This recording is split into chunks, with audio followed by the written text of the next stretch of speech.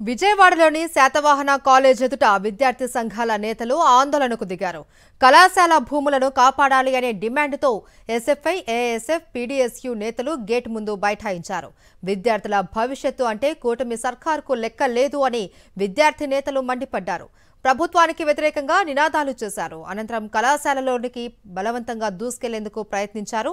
ఆందోళనకారులను పోలీసులు అడ్డుకోవడంతో ఇరు వర్గాల మధ్య వాగ్వాదం నెలకొంది.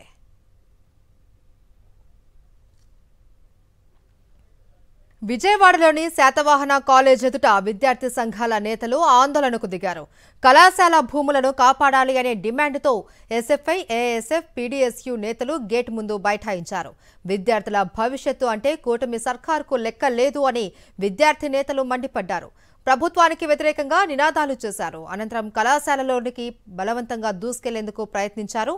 ఆందోళనకారులను పోలీసులు అడ్డుకోవడంతో ఇరు వర్గాల మధ్య వాగ్వాదం నెలకొంది.